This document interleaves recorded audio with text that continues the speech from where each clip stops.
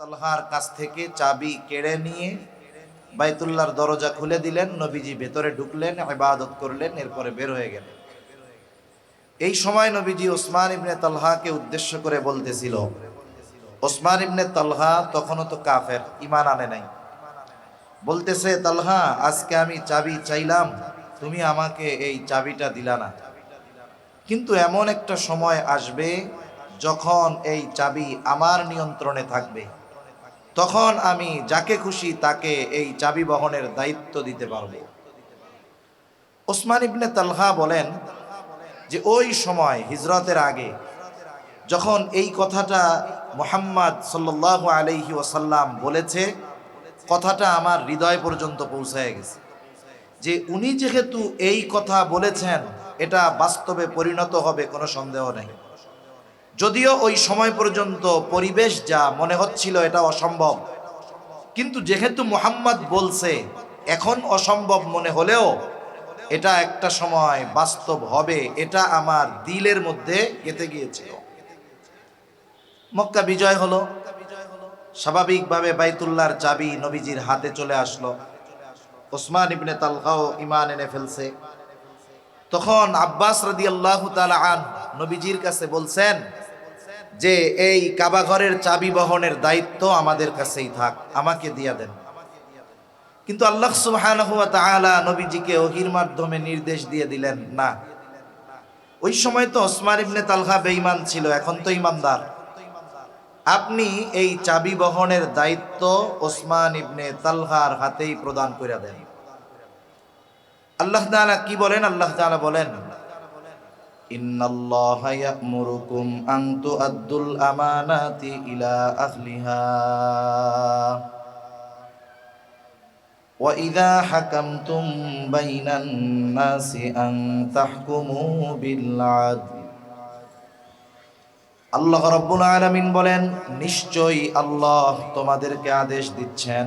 ইন্নাল্লাহা ইয়া'মুরুকুম, কি আদেশ? বলে, আন তু'আদ্দুল আমানাতি ইলা আহলিহা, যে আমানত তার হকদারের কাছে ফিরিয়ে দাও। ভাই আওয়াজটা আর একটু ছাড়েন, আওয়াজটা টনটন করেন, বেশ কমান, আওয়াজ ছাড়েন পুরো। আল্লাহ রাব্বুল আলামিন বলেন যে আমানত তার হকদারের কাছে ফিরিয়ে দাও। কোরআনুল কারীম হলো এমন এক কিতাব, আল্লাহ তাআলা যখন কোরআন নাজিল করেন, যদি কোনো শব্দ আগে থাকে পরে থাকে, শুধু ওই শব্দের শাব্দিক অর্থই থাকে এমনটা নয়, বরং ওই শব্দ আগে পিছে আসার পেছনেও কারণ আছে। আবার কোথাও কোথাও আল্লাহ তাআলা এক বচন, দ্বিবচন, বহু বচন ব্যবহার করেন। এইটা এক বচন, দ্বিবচন, বহু বচন হওয়ার পেছনেও কারণ আছে। সাধারণত আমরা অনেক সময় মনে করি আমানত বিষয়টা হলো মানুষের সম্পদ আমার আপনার কাছে রাখলো, আর এই সম্পদ যথা সময়ে ফিরিয়ে দেওয়া, এটাই মনে হয় বড় আমানতদারিতা। কিন্তু আল্লাহ রাব্বুল আলামিন এই আয়াতের মধ্যে আমানত শব্দটিকে বহুবচন হিসাবে এনেছেন। তার মানে মুফাসসিরিনে কেরাম বলেন, আমানত একটি বিষয়ের সাথে সম্পৃক্ত বিষয় নয়, বরং আমানতদারিতার অনেকগুলো দিক রয়েছে। এই আয়াতে মূলত আল্লাহ তাআলা দায়িত্বকেও আমানত হিসাবে অভিহিত করেছেন। দায়িত্ব আমানতের অংশ। আর রাসূল সাল্লাল্লাহু আলাইহি ওয়াসাল্লাম সর্বক্ষেত্রে ঈমানদারদেরকে আমানতদার হওয়ার ব্যাপারে উদ্বুদ্ধ করেছেন। রাসূলুল্লাহ সাল্লাল্লাহু আলাইহি ওয়াসাল্লাম বলেন, লা ঈমানা লিমান লা আমানাতা লাহ। নবীজি বলেন, যার মধ্যে আমানতদারিতা নাই তার ঈমান নাই। কারণ আমানতহীনতা এটা মুমিনের কর্ম হতে পারে না। আমানতের খেয়ানত এটা কোনো মুমিনের কর্ম হতে পারে না। সেই জন্য যে খেয়ানতকারী সে প্রকৃত মুমিন নয়। আর মুনাফিক হলো, তার আলামত হলো খেয়ানত করা।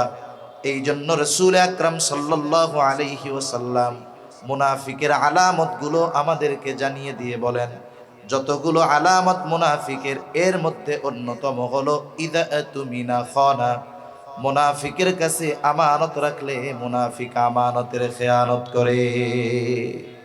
আর মুমিন জীবন দিয়ে হলেও আমানতের হেফাজত করে। আমরা এমন এক আমানতদার নবীর উম্মত।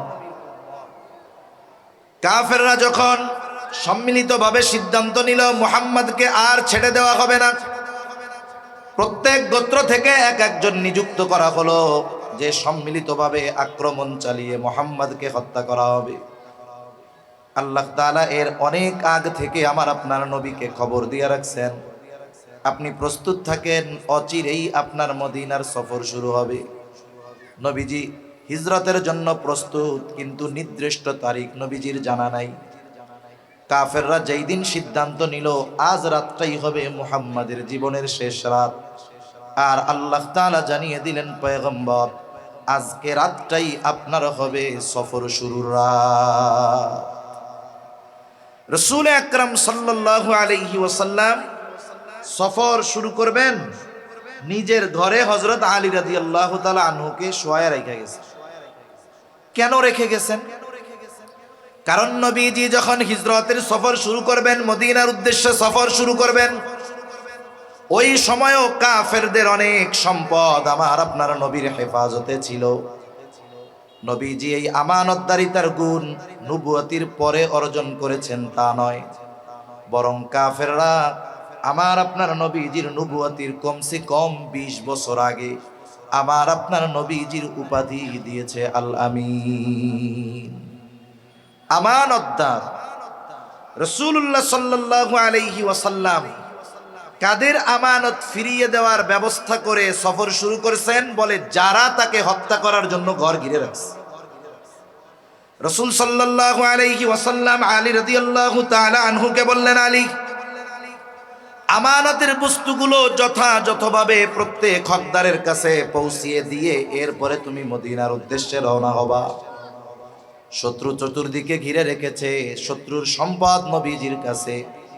অথচ চিন্তা করেন আমরা হলে কি করতাম? আমরা চিন্তা করতাম যারা আমাকে মারতে চায় এদের সম্পদ ফেরত দেওয়ার কি দরকার, এইগুলা নিয়ে গেলেই তো হবে। কিন্তু নবীজি ওই কঠিন সময়ও যাদের কারণে মক্কা ছেড়ে যাওয়া লাগতেছে, যারা নবীজিকে হত্যা করার জন্য চতুর্দিকে ঘিরে রেখেছে, তার দুশমনদের আমানতের বস্তু ফিরিয়ে দেওয়ার ব্যবস্থা না করে হিজরত শুরু করেন নাই। কেমন আমানতদার নবী ছিলেন আমাদের নবী! কাফেররাও আমার আপনার নবীর আমানতদারিতায় মুগ্ধ হয়ে অনেক অমুসলিম ঐতিহাসিক নবীজির ব্যাপারে মন্তব্য করেছে যে মুহাম্মদ এমন একজন আমানতদার ব্যক্তি ছিলেন যে তার ঘোর দুশমন নিশ্চিন্তে নির্দ্বিধায় তার সবচাইতে দামি সম্পদটা মুহাম্মাদের কাছে নিশ্চিন্তায় আমানত রাখত। সুবহানাল্লাহ। অথচ দেখা যাচ্ছে, ভলিউম বাড়ান ভাই, ছাড়েন আরো আওয়াজ, তো কার্পণ্যতা করেন কেন? ছাড়েন, সুন্দর হইতেছে। মানে প্রথম হলো হাত দিয়ে দেখায় যে হুজুর নড়াইছে, পরে যেই আবার কয় সরাই। আমি তো জোরে কইতাছি না, মাইক কাটবো না। তাহলে রাসূল আকরাম সাল্লাল্লাহু আলাইহি ওয়াসাল্লামের ব্যাপারে অমুসলিম ঐতিহাসিক বলতেছে যে তার ঘোর দুশমনও তার কাছে নির্দ্বিধায় সবচেয়ে দামি বস্তুটা আমানত রাখতো। সে জানে আমি যতই মুহাম্মাদের উপরে আঘাত করি না কেন, এই কারণে সে আমার আমানতের খেয়ানত করবে না। এমন আমানতদার নবী আমাদের, আমরা সেই নবীর উম্মত, কিন্তু আমাদের আমানতদারিতার অবস্থা খারাপ। তাহলে আসেন একটু আমানতদারিতার ব্যাপারে ধারণা নেই। প্রথমত আয়াতের মধ্যে আমানাত শব্দটা বহুবচন হওয়ার দ্বারা এই বিষয়টা সুস্পষ্ট হয়ে গেছে যে আমানত একটা বস্তুর মধ্যে নয়, বরং অনেক কিছুর মধ্যে আমানতদারিতা নিহিত রয়েছে।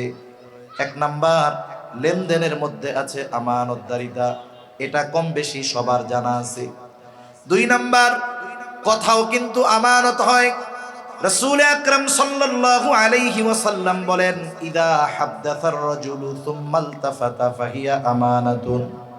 নবীজি বলেন, যখন কোনো মানুষ কথা বলে আর এদিকে সেদিকে তাকায়, তার কিছুই বলার প্রয়োজন নাই, কথা বলার সময় ডানে বামে তাকালো, এটার দ্বারাই এই কথাটা যার কাছে বলে তার কাছে আমানত হয়ে যায়। ডানে বামে তাকিয়ে যদি কেউ কোনো কথা বলে, সাধারণত আমরা কি বুঝি? বুঝি যে সে যে কথাটা আমাকে বলতেছে এটা আমি ব্যতীত অন্য কেউ যেন না শুনতে পারে। কিন্তু আমাদের অভ্যাসটা কি? শুধু যদি ওই লোক বলে যে হুজুর আপনার কাছেই বললাম, আপনি আর কারো কাছে বললেন না, কাজ শেষ। আমি যতক্ষণ আর একজনের কাছে না বলি ততক্ষণ আমার আর ভালো লাগে না। বাঙালি মিলিয়ন মিলিয়ন ডলার খেয়ে হজম করে ফেলতে পারে, কিন্তু কথা সহজে হজম করতে পারে না। এবার কি হয়, আমাদের অভ্যাস যেটা, ওই লোকটা চোখের আড়াল হওয়ার আগে আরেকজনকে ডাক দিয়ে বলে ভাই শোনো, লোকটা আমার কাছে কি বলছে জানো? বলে না। বলে আমাকে খুব বিশ্বাস করে, একটা গোপন কথা তার ব্যাপারে বলছে, কারো কাছে বলতে মানা করছে, আমি শুধু তোমার কাছে বললাম, তুমি কিন্তু আর কারো কাছে বইলো না।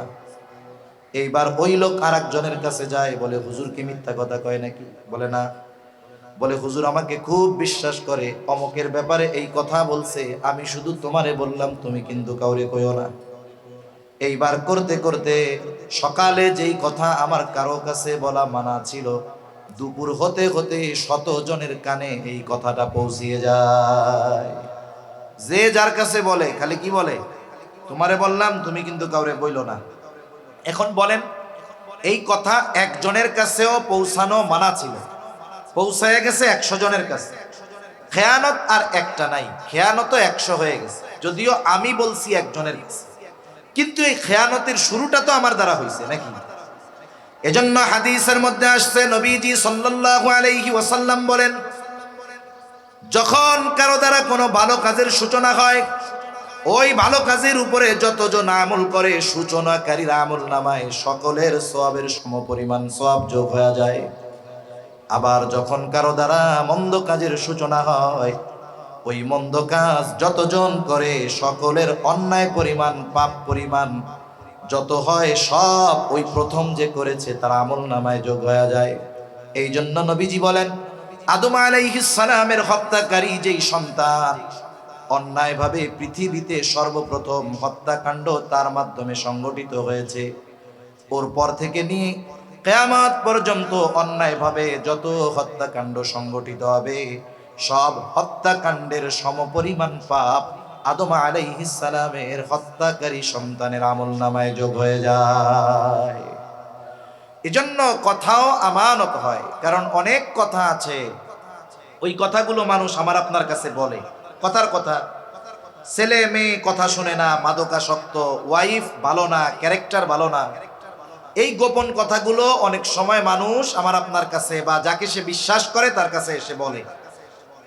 তার কাছে এসে বলে, চিন্তা করে আমার এই কথাটা কেউ জানবে না, কারণ কষ্টের কথা যদি আরেকজনের কাছে বলা যায়, দিলটা একটু হালকা হয়। এই কথা যদি মানুষের কাছে মাইক লাগিয়ে বলে, তাহলে সে লজ্জায় রাস্তায় বের হতে পারবে না। এখন আমি আপনি যদি তার এই কথাগুলো সমাজের মানুষের কাছে প্রকাশ করে দেই, এই যে তার দোষ ত্রুটি অথবা তাকে যে লজ্জা দিলাম, এটা কি ঠিক হইল? ঠিক হলো না। এই ধরনের বিষয়গুলো গোপন রাখা দরকার।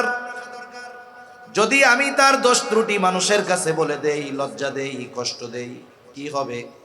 বলে আমি আপনি যদি অন্দর মহলেও যদি লুকিয়ে থাকি, ওই জায়গায় হলেও আল্লাহ তাআলা আমাকে আপনাকে অপমান করে ছাড়বে। এই জন্য যে কথাগুলো গোপন রাখার মতো, এগুলো গোপন রাখবো। 3 নাম্বার, দায়িত্ব আমানত হয়। এই আয়াতে মূলত দায়িত্বকে উদ্দেশ্য করা হয়েছে। চাবি প্রদান মূল বিষয় নয়, মূল বিষয়টা হলো দায়িত্ব প্রদান করা। সেই জন্য দায়িত্বটাও কিন্তু আমানত। এখন তো এমন এক জামানা, মানুষ দায়িত্ব নেওয়ার জন্য প্রতিযোগিতা করে, দায়িত্ব নেওয়ার জন্য পারলে প্রতিপক্ষকে হত্যা করে ফেলে, দায়িত্ব নেওয়ার জন্য কোটি কোটি টাকা ঘুষ দেয়, দায়িত্ব নেওয়ার জন্য নিজের শক্তি প্রয়োগ করে। কিন্তু একটা জামানা ছিল, মানুষকে জোর করে দায়িত্ব চাপায় দেওয়া যাইত না, কারণ ওই সময়ের মানুষগুলো দায়িত্বকে বড় আমানত মনে করত।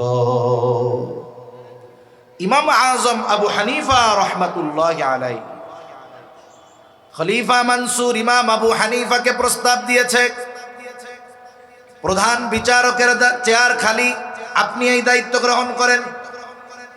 প্রধান কাজী, প্রধান বিচারকের দায়িত্ব নেন ইমাম আবু হানিফা। সকলের সামনে খলিফার প্রস্তাব ফিরায় দিল।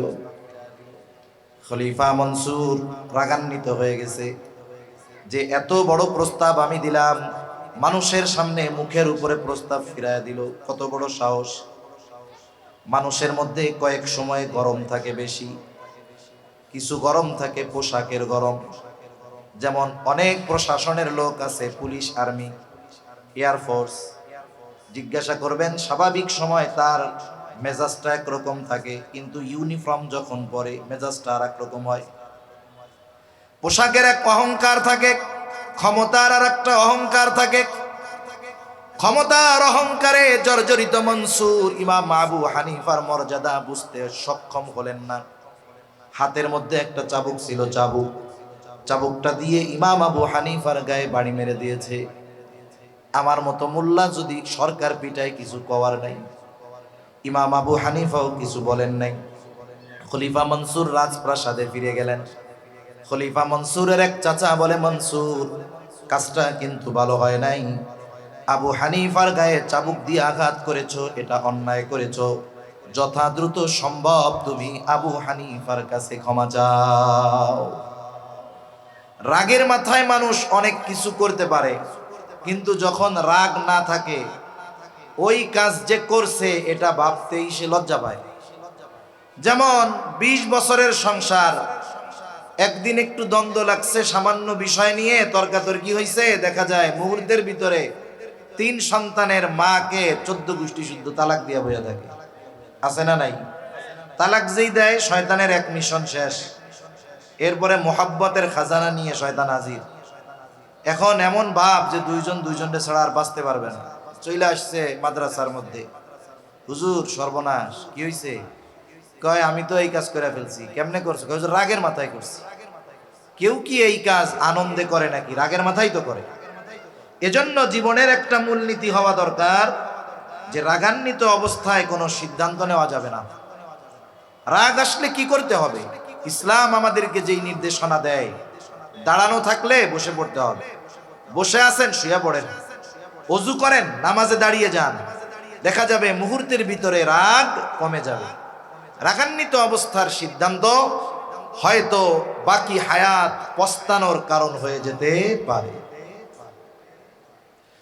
খলিফা মনসুর চাবুক দিয়ে আঘাত করেছে রাগান্বিত অবস্থায়, কিন্তু এখন গিয়ে তার কাছে সশরীরে মাপ চাবে, তার লজ্জা লাগতেছে। চিন্তা করছে আমার সবচাইতে বিশ্বস্ত মানুষটাকে পাঠায়া দেই। বলছে যাও ইমাম আবু হানিফার কাছে গিয়ে আমার পক্ষ থেকে মাপ চাইবা, বলবা খলিফা লজ্জিত, ক্ষমা চেয়েছে। সাথে 1 থলে স্বর্ণ মুদ্রা দিয়ে দিল যে এটা আমার পক্ষ থেকে ইমাম আবু হানিফাকে হাদিয়া দিবা, আর বলবা আপনি যদি এই হাদিয়া গ্রহণ করেন তাহলে খলিফা সুনিশ্চিত হবে যে আপনি তাকে মাফ করে দিয়েছে। লোকটা গেছে 1 থলে স্বর্ণ মুদ্রা নিয়ে মাপ চাইতে, সাথে সাথে ইমাম আবু হানিফা মাফ করে দিছে। এইবার এই স্বর্ণ মুদ্রার থলে দিয়া বলে এইটা খলিফা আপনাকে হাদিয়া দিছে, এটা যদি আপনি গ্রহণ করেন তাহলে উনি সুনিশ্চিত আপনি মাফ করেছেন। ইমাম আবু হানিফা বলে মাফ করেছি, এটা লাগবে না। লোকটা পিড়াপিড়ি করতেছে বেশি, বলে আপনি রাখেন, প্রয়োজনে আপনি এটা অন্যদের সদকা করে দিয়েন। ইমাম আবু হানিফা বলে শোনো, আমি তোমার কাছ থেকে এটা রাখবার পর নিজের জন্য ব্যয় করলাম নাকি অন্যদের দিয়ে দিলাম সেটা বিষয় নয়, বরং তোমার খলিফা জানবে ইমাম আবু হানিফা আমার দেওয়া হাদিয়া গ্রহণ করেছে। এটা নেওয়া যাবে না। আরো পিড়াপিড়ি যখন করে, বলে তোমার খলিফা যে আমারে হাদিয়া দিল, এত সম্পদ পাইলো কোথায়? এত সম্পদ পেল কোথায়? বলে উনি পাবে কোথায়? রাষ্ট্রীয় কোষাগার থেকে দিছে। বলেন তো, রাষ্ট্রীয় যেই সম্পদ, এটা কি রাষ্ট্রপ্রধানের নিজের সম্পদ? বরং জনগণ তাকে ওই সম্পদের যথাযথ হেফাজতের জন্য নিযুক্ত দিয়েছে, ঠিক কিনা বলেন? এবং এই কারণে প্রতি মাসে তাদের একটা ভাতা দেওয়া হয়। বাংলাদেশের যারা আছে প্রেসিডেন্ট থেকে নিয়ে শুরু করে মেম্বার পর্যন্ত এদের একটা নির্ধারিত ভাতা আছে না নাই? এই ভাতার বাইরে ব্যক্তিগত কাজে, জনগণের জন্য না, ব্যক্তিগত কাজে এই যে হাদিয়া দিচ্ছে, এটা নিজে ব্যক্তিগত কাজের জন্য দিচ্ছে। ব্যক্তিগত কাজে একটা টাকা ব্যবহারের অনুমতি ইসলাম তাদেরকে দেয় নাই। ওইখান থেকে সে গ্রহণ করতে পারবে এতটুকু যতটুকু সে তার জন্য ভাতা নির্ধারণ করা হয়েছে। এইবার ইমাম আবু হানিফা একটু শক্ত কথা বললেন, যাও এটা তো ফেরত দিবা, সাথে সাথে খলিফাকে বলবা তার জন্য যেই নির্ধারিত ভাতা এর চাইতে একটা টাকা বেশি নিজের ব্যক্তিগত কাজে ব্যবহার করার সুযোগ নাই। তাহলে কি হবে? বলে দায়িত্বের খেয়ানত হবে, মানুষের হক নষ্ট করা হবে। এইবার লোকটা চলে গেছে সুন্দর মতো খলিফার কাছে। কিছু মানুষ আছে তিলকে কথার মাধ্যমে তাল বানায় ফেলতে পারে, মানে ছোট কথা এমন ভাবে সুন্দর মিথ্যার প্রলেপ দিয়ে বলে, মনে হয় এই কথা মিথ্যা হইলেও শুনতে ভালো লাগে। ঢাকার মানুষ এটা আমরা আরো ভালো জানি। আমরা যখন আগে মাদ্রাসায় পড়তাম, আমাদের স্বপ্নের জায়গা ছিল গুলিস্তান, মানে সব কিছু পাওয়া যায় কম দামে। তা গুলিস্তানে হকাররা ওষুধ বেচে 20 টাকায় সব রোগ সেরা যাবে। একটা গাছরা নিতে হবে, গাছের মূল, বলে সব রোগ সেরা যাবে, ডায়াবেটিক্স, ক্যান্সার, হার্ট, উচ্চ রক্তচাপ সব সেরা যাবে। এখন বলেন তো, ওই মজলিসের এক একজনকে আলাদা করে যদি জিজ্ঞাসা করা হইতো, আপনার কি বিশ্বাস হয় যে এই এক গাছের শেকড়ে সব রোগ চলে যাবে? বলবে না হুজুর, এটা মিথ্যা কথা। দেখেন, উনি দৃঢ়ভাবে বিশ্বাস করে মিথ্যা কথা, কিন্তু এরপরেও ওই মিথ্যা কথা শুনতে মজা লাগে। কেন? কারণ মিথ্যাটা এত সুন্দরভাবে সাজায়া গুছায়া কয়, অবিশ্বাস হইলেও শুনতে খুব ভালো লাগে। তা ওই ব্যক্তি গিয়া খলিফার কাছে একেবারে এই কথাটাকে আরো রসকস দিয়া যখন বলছে, খলিফা আরো রাগ। এইবার বাহিনী পাঠায় দিছে, এত বড় স্পর্ধা, আমার ব্যাপারে এরকম বলে, যাও আটক করো, জেলখানায় আটকাও। ইমাম আবু হানিফাকে জেলখানার মধ্যে আটকানো হলো, চাবুক দিয়ে আঘাত করা হয়, আর বলা হয় আপনি যদি প্রধান বিচারকের দায়িত্ব গ্রহণ করেন ছেড়ে দেওয়া হবে। ইমাম আবু হানিফা চাবুকের আঘাতে জর্জরিত, তবুও দায়িত্ব গ্রহণ করেন না। ঐতিহাসিকদের থেকে দুইটা মত পাওয়া যায়। যখন ইমাম আবু হানিফা তার কথার উপরে অটল অবিচল, খাবারের সাথে বিষ প্রয়োগ করে ইমাম আবু হানিফা রহমাতুল্লাহি আলাইহিকে শহীদ করে দেওয়া হলো। আর এক বর্ণনায় আসছে, যখন তিনি প্রচন্ড অসুস্থ হয়ে গেলেন, ওনাকে ছেড়ে দেওয়া হলো, তবে ওনাকে গৃহবন্দী, নজরবন্দি করে ফেলা হলো। ওই সময় ছাত্ররা জিজ্ঞাসা করে, উস্তাদ, যেই কারণে আপনার উপরে এত জুলুম, এত অত্যাচার, সেই দায়িত্ব নেওয়ার জন্য যত রকমের যোগ্যতা দরকার সব আপনার মধ্যে থাকার পরেও কেন আপনি এই দায়িত্ব গ্রহণ করলেন না? ইমাম আবু হানিফা বলে, শোনো, আমি যেই দায়িত্ব নেই নাই সেই দায়িত্বের ব্যাপারে কিয়ামতে আল্লাহ আমাকে জিজ্ঞাসা করবে না, কিন্তু দায়িত্ব নেবার পর যদি দায়িত্বের কোনো ত্রুটি বিচ্যুতি হয়ে যায়, তাহলে কিয়ামতের দিন আল্লাহ তাআলার সামনে খেয়ানতের বোঝা নিয়ে আমাকে উপস্থিত হওয়া লাগবে।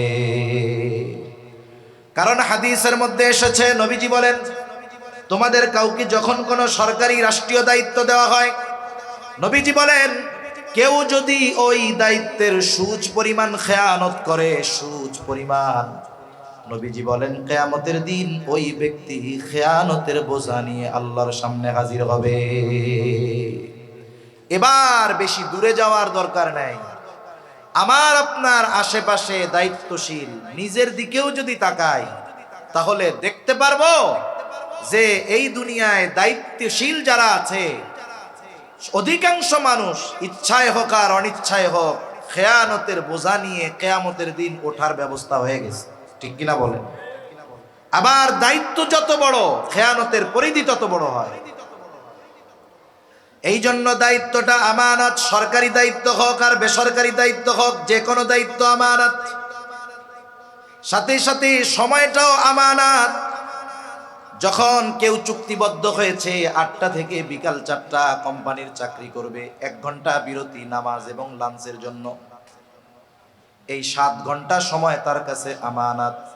কর্ম ফাঁকি দিয়ে এই সময়টাতে সে যদি নিজের কাজে ব্যয় করে, মোবাইল দেখে ব্যয় করে, তারপরে বাথরুমে গিয়ে সময় ব্যয় করে, তাহলে মাস শেষে যদি এই সময়ের বিপরীতে পরিপূর্ণ অর্থ গ্রহণ করে, কোনো সন্দেহ নাই ওই ব্যক্তিও খেয়ানতকারীদের তালিকায় অন্তর্ভুক্ত হয়ে যাবে। এজন্য সময় আমানত, এই চারটা বিষয় আমানত সম্পর্কে যদি আমরা অর্জন করতে পারি, আমাদের জন্য প্রকৃত আমানতদার মুমিন হওয়া সম্ভব। তাহলে আল্লাহ তাআলা দুইটা নির্দেশ করেছিলেন। এক নাম্বার, মূল কথা হলো আমানতদারিতার গুণ অর্জন করতে বলেছেন, যদিও ওই ঘটনাকে কেন্দ্র করে আয়াত নাজিল হয়েছে, কিন্তু উদ্দেশ্য কি? আমানতদার হওয়া সর্বক্ষেত্রে। দুই নাম্বার, আল্লাহ তাআলা বলেন, ওয়াইদা হাকামতুম বাইনান নাসি আন তাহকুমু বিল আদল। আল্লাহ তাআলা বলেন, যখন তোমরা মানুষের মধ্যে বিচার আচার করবা, ন্যায় বিচার করবা, শত্রুও যদি আমার আপনার কাছে বিচার প্রার্থী হয়, শত্রুর প্রতি বিদ্বেষের কারণে অবিচার করা যাবে না। আল্লাহ তাআলা কোরআনুল কারীমের মধ্যে বলেন, ওয়ালা ইয়াজরিমান্নাকুম শানাআনু কওমিন ইউদিলু হুয়া আকরাবু লিত্তাকওয়া। আল্লাহ রাব্বুল আলামিন জানায় দেন, কোন কওমের প্রতি বিদ্বেষের কারণে তোমরা তাদের উপরে অবিচার করার জন্য প্ররোচিত হবা না, বরং কি করবা? ইউদিলু, ন্যায় বিচার করো। হুয়া আকরাবু লিত্তাকওয়া, এটা তাকওয়ার অধিক নিকটবর্তী। তাহলে বিচারকদের জন্য আল্লাহর নির্দেশ হলো, শত্রুও যদি বিচার প্রার্থী হয়, তার প্রতি বিদ্বেষের কারণে, শত্রুতার কারণে অবিচার করা যাবে না। কিন্তু আফসোস, এই ন্যায় বিচার গোটা পৃথিবীতে খুঁজে পাওয়া কঠিন। যদি ন্যায় বিচার থাকতো, তাহলে এই পৃথিবীতে মাজলুম থাকতো না। ন্যায় বিচার যদি গোটা দুনিয়ায় থাকতো, তাহলে ফিলিস্তিনের প্রায় 1.5 লক্ষ নিরস্ত্র নিরহ মানুষকে নির্মমভাবে শহীদ করা হতো না। ঠিক কিনা বলেন? কোথাও ন্যায় বিচার নাই। আর ন্যায় বিচার করার এবং ন্যায় বিচার মেনে নেওয়ার মন মানসিকতাও আমাদের মধ্যে নাই। আমি যদি একটু প্রভাবশালী হই, আমি ন্যায় বিচার মানতে রাজি নাই। রায় আমার বিপক্ষে কেন যাবে? সব আমার পক্ষে থাকতে হবে। অথচ ন্যায় বিচারের উত্তম দৃষ্টান্ত উপমা নবীজি দেখিয়ে গেছেন। সাহাবায়ে কেরাম এর উত্তম উপমা। আমি 2টা ছোট ছোট উদাহরণ, ঘটনা পেশ করে আলোচনা শেষ করে দেব ইনশাআল্লাহ। খলিফাতুল মুসলিমিন হযরত ওমর রাদিয়াল্লাহু তাআলা বাজারে গেছে, এক ইহুদির কাছ থেকে ঘোড়া কিনেছে, আহলে কিতাব। তার কাছ থেকে একটা ঘোড়া কিনে সুন্দর মতো দেখে শুনে যাচাই বাছাই করে বাজারের বাইরে গেছে। ঘোড়ায় যেই উঠতে গেছে, দেখে ঘোড়ার পায়ে সমস্যা। এক সময় গুলিস্তানে খুব বেশি টানা মোবাইল বিক্রি হইতো। যারা বিক্রয় করতো এরা কঠিন চিজ, অনেকজন এরকম ধরা খাইছে। ওই সময় একটা ক্যামেরা ফোন আসছে, খুব নাম করা নোকিয়া N72 ক্যামেরা ফোন। এখন এটার দাম যদি 40,000 হয়, গুলিস্তানে এটা 5-7 হাজারে পাওয়া যায়। গেছে একজন কিনতে, সুন্দর মতো ওকে ফোনটা দেখায় টাকায় দিছে, চালু টালু করে দিছে। বলে, ফোন ঠিক আছে তো? টাকা বের করে, টাকা বের করে। এবার ফোনটা পকেটে ঢুকাইছে। সিমিলার আর একটা জিনিস ফোন ওর পকেটে আছে, এক্সচেঞ্জ করে ওইটা আবার ওর হাতে দিয়ে দিছে। দিয়ে বলে, বাড়ি দেখছেন তো সব, কোনো সমস্যা আছে? না, টাকাটা দেন, বাড়ি গিয়া সিম ওপেন করেন, তাড়াতাড়ি যান, এরিয়া নিরাপদ না। ও একটু পরে গেছে, সিম ওপেন করতে যায়, খুলে না। কিরে, এবার খুললে মুল্লা দেখে ভিতরে একটা লাক্স সাবান ভরে দেওয়া, উপরে সব ঠিক আছে, ভিতরে কি সাবান? লাক্স সাবান। এখন বেছে সুন্দর মতো দেখে শুনে কিনে বাইরে গেছে, উঠতে গেছে, পায়ে সমস্যা, ঘোড়া নিয়ে ফেরত আসে। এসে বলে, এই তুমি আমারে খারাপ ঘোড়া দিছো কেন? বলে, না, ভালো ঘোড়া দিয়েছি। দুজনের মধ্যে তর্কাতর্কি শুরু হয়ে গেছে। অর্ধজাহানের শাসকের সাথে তর্ক করতেছে একজন ইহুদি। চিন্তা করা যায়। হযরত ওমর রাদিয়াল্লাহু তাআলা আনহু বলেন, তোমার আর আমার মধ্যে এই বিষয়ের মীমাংসার জন্য তৃতীয় আরেকজনকে তুমি বিচারক হিসাবে মানো। দেখে সামনে দেখা যায় সুরাই। ইহুদি বলে, খলিফাতুল মুসলিমিন, আমার আর আপনার মধ্যে এই সমস্যা নিরসন করবে সুরাই। সে যা ফয়সালা দিবে আমরা মাইনা নিব। বলে, হ্যাঁ ঠিক আছে। এবার সুরাই আসছে। দুইজনের কথাই সমগুরুত্ব সহকারে শুনেছে, বাদী বিবাদী উভয়ের কথা। নবীজি বলেন, বিচারক যখন বিচার করবে, বাদী বিবাদী উভয়ের কথা সম গুরুত্ব সহকারে শুনতে হবে। এর উপরে ভিত্তি করে ইনসাফের সাথে রায় দিতে হবে। দুইজনের কথা শোনার পরে বলে, খলিফাতুল মুসলিমিন আপনি কি চান? বলে, আমি চাই সে ঘোড়াটা ফেরত নিবে। বলে, অবশ্যই সে ঘোড়া ফেরত নিতে বাধ্য। তবে একটা জিনিস আপনি বলেন, আপনি যখন তার কাছ থেকে ঘোড়া বুঝে নিয়েছেন তখন কেমন ছিল?